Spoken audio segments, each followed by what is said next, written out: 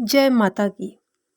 आप सभी का हमारे YouTube चैनल जय माता की में बहुत बहुत स्वागत है।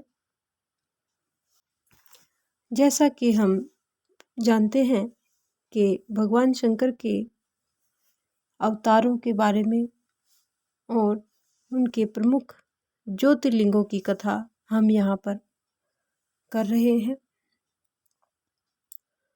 उनमें से भगवान शंकर के 12 ज्योतिर्लिंग विश्व प्रसिद्ध हैं।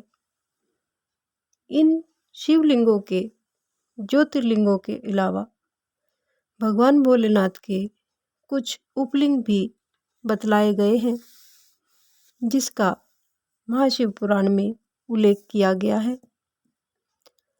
अब हम इन उपलिंगों के बारे में, उनकी महत्व के बारे में जानेंगे। इससे पहले यदि आप हमारे चैनल पर अभी अभी नए आए हैं तो कृपा करके चैनल को सब्सक्राइब कर लीजिए और घंटी जैसे दिखने वाले बटन को भी दबा लीजिए, ताकि आने वाली नई वीडियो की नोटिफिकेशन आपको सबसे पहले और आसानी से मिल सके। तो आज हम जानते हैं भगवान शंकर के उपलिंगों की कितने उपलिंग हैं और उनकी महिमा और कथा। इन सभी लिंगों और उपलिंगों का दर्शन पूजन अनिष्ट नाशक और इष्ट साधक है। श्रद्धालु जन इन लिंगों में से किसी भी एक की उपासना से इहलौकिक सुख प्राप्त करके पारलौकिक आनंद मोक्ष को प्राप्त कर लेते हैं। सूत जी अत्यंत प्रसिद्ध शिवलिंगों के इतिहास और उनकी महिमा का परिचय करवाते हैं। उनमें से अत्रीश्वर महादेव की महिमा और उनके परिचय को हम आज यहाँ पर जानेंगे। अत्रीश्वर महादेव निरंतर 100 वर्षों तक अनावृष्टि के कारण निवास के सर्वथा अनुपयुक्त हो जाने से ऋषियों द्वारा परित्यक्त अत्यंत उष्ण एवं शुष्क कामद वन में अत्रि जी ने अपनी पत्नी अनसुया के साथ कठोर तप किया। भगवान शिव का जाप करते करते ऋषि प्रवर अचेत हो गए। उसी समय उन दोनों के दर्शन के लिए देवता, ऋषि, गंगा आदि नदियां वहां आ गई और सब लोग तो दर्शन करके चले गए, परंतु शिवजी भगवान और गंगा जी अनुसुया का उपकार करने के लिए वहीं पर रुक गए।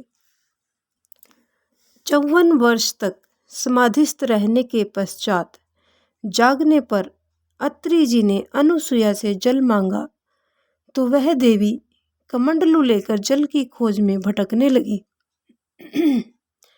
गंगा जी भी उनके पीछे पीछे चल दी और उसकी पति भक्ति, सत्यनिष्ठ और सेवावृत्ति को देखकर उस पर प्रसन्न होकर बोली कि मैं गंगा हूँ, जो चाहो तुम मुझसे वर मांग लो।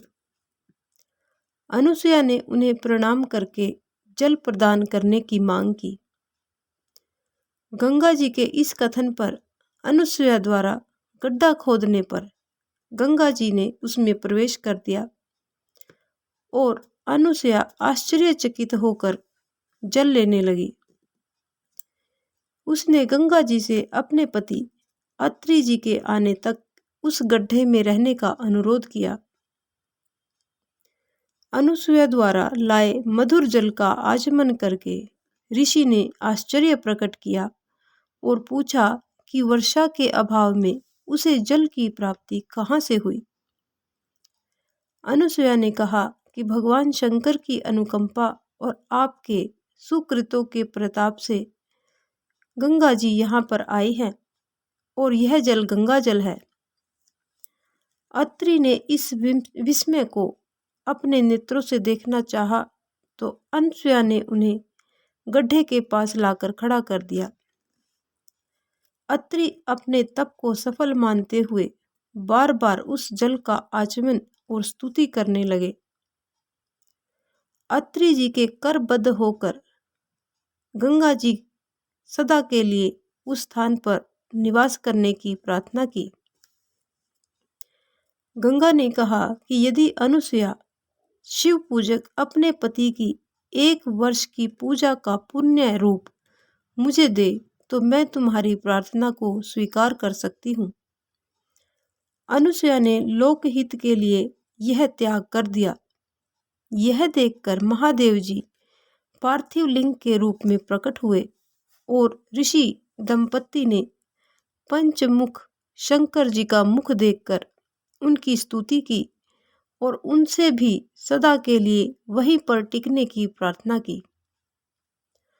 अनुसुया द्वारा खोदा गया यह गड्ढा मंदाकिनी नदी कहलाया और शिव जी का स्वतः प्रकट ज्योतिर्लिंग अत्रीश्वर कहलाया।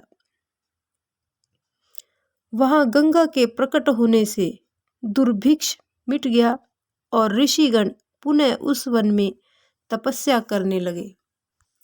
इस प्रकार यह अत्रीश्वर महादेव के और गंगा के प्रकट होने की कथा यहीं पर संपन्न होती है। यदि आपको हमारी ये कथा पसंद आई तो एक लाइक का बटन अवश्य दबा दीजिए। इस प्रकार की और भी अन्य धार्मिक रोचक कथा कहानियों को जानने सुनने के लिए हमारे चैनल को लाइक करें, सब्सक्राइब करें और अपने मित्रों और प्रियजनों में आगे भी शेयर करते रहें। जय माता की।